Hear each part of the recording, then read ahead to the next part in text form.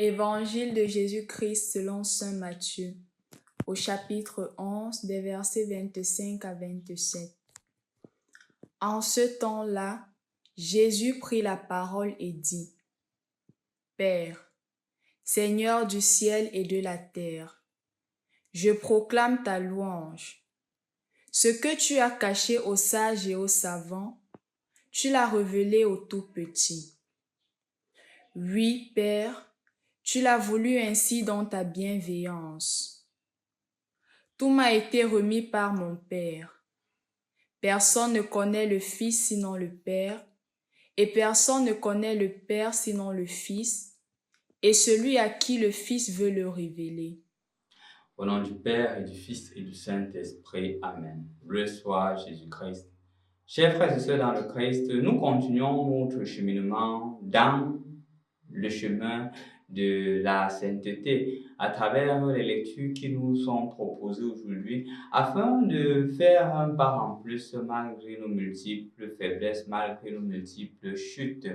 Et en effet, justement, la preuve ou la prise de conscience de notre faiblesse, c'est la preuve palpable que ce que nous sommes n'est pas le fruit de notre effort, c'est le fruit de la grâce et de la miséricorde de Dieu. Et l'évangile que nous écoutons en ce jour nous amène davantage à prendre conscience du fait que ce que nous sommes, c'est d'abord Dieu. Ce n'est pas la résultante de notre grande faculté intellectuelle. Ce n'est pas la résultante de notre grande sagesse. C'est la miséricorde de Dieu qui est première et qui nous accompagne. Et donc, chers frères et sœurs dans le Christ, remarquez que dans l'évangile aujourd'hui, ce n'est pas que le Seigneur est en train de fustiger la sagesse et en train de fustiger le savoir, non.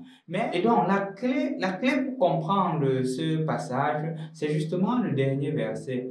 Personne ne connaît le Fils sinon le Père, et personne ne connaît le Père sinon le Fils, et celui à qui le Fils veut bien le révéler. Comme pour dire que la connaissance de Dieu est d'abord une grâce.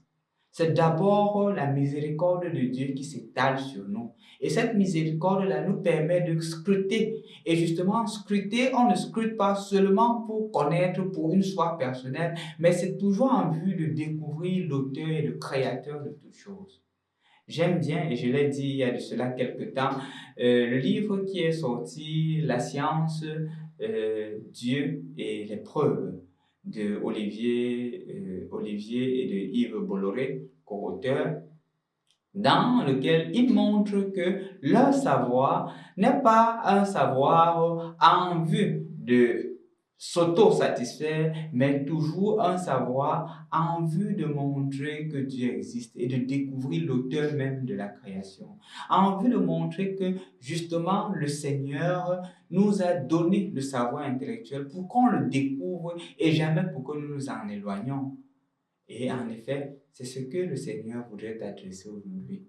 Est-ce que tu utilises ton savoir? Est-ce que tu utilises ta sagesse pour te rapprocher de Dieu ou pour t'en éloigner?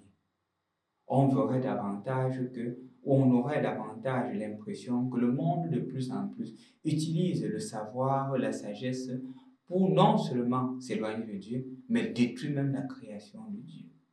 Remarquez combien dans le monde les guerres sont en train de se vivre. Remarquez la guerre dans le Sahel.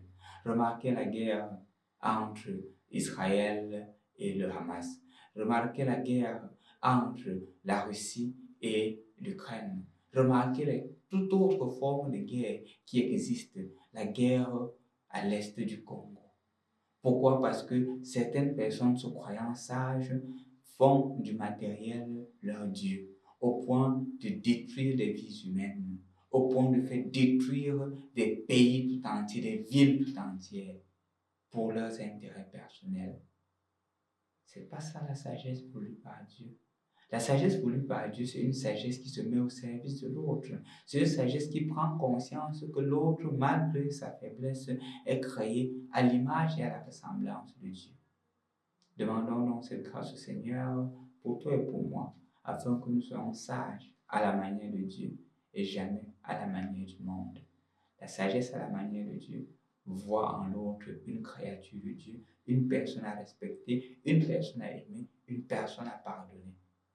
La sagesse à la manière de l'homme voit dans l'autre une personne à exploiter, à détruire pour mes intérêts personnels. Soyons sages à la manière de Dieu. Utilisons notre savoir intellectuel pour découvrir Dieu, le faire connaître et l'aimer davantage. Au nom du Père et du Fils et du Saint-Esprit. Amen.